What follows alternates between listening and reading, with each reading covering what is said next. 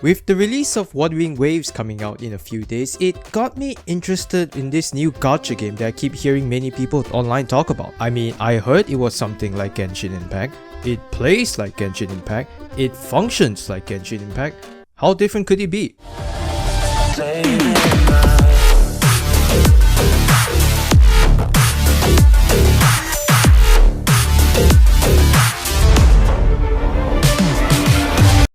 Oh no, this is something different.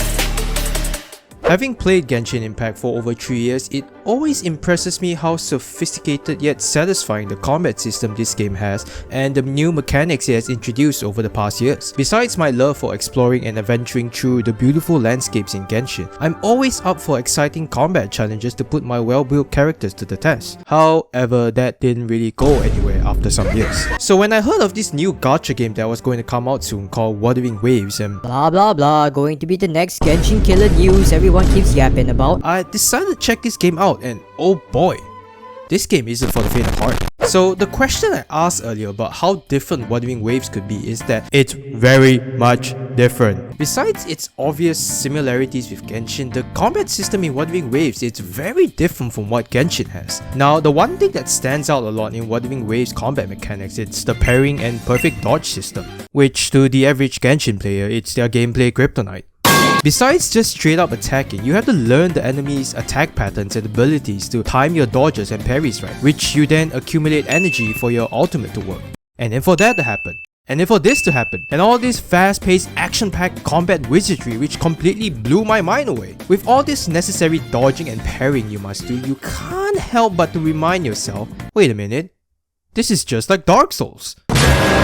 This intense and adrenaline-inducing level of combat definitely put this game up there in testing your combat and gameplay prowess. So yes, time to put on your big boy pants on, put away your Zhongli and whatever healers from your team, and prepare to get your ass whooped multiple times before you can say, "Oh my god, I'm blooming!" Besides the combat, there are some other highlights this game surprisingly offers.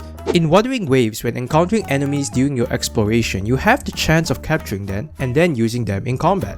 This is just like Palworld with unnecessary slavery. You have Winston, Greetings, God Retainer, Pufferfish, and this car abomination. This new system is basically called Echoes, which works just like artifacts in Genshin. And as you know how the artifact system works in Genshin, that's right, back on the old grindfest, yes sir. However, unlike Genshin, you can farm these Echoes indefinitely.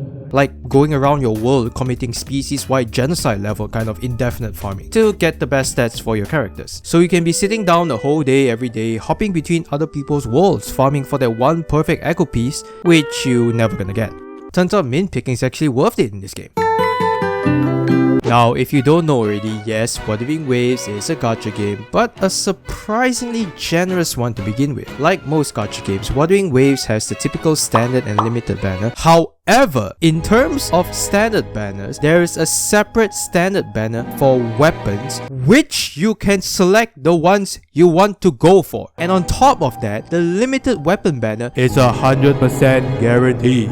Now this is truly a Genshin could never moment. This makes it much more enticing to pull for your favorite characters together with their signature weapons without essentially burning a hole in your pocket. So on the day of release with these two limited characters, you most definitely know who to pull for.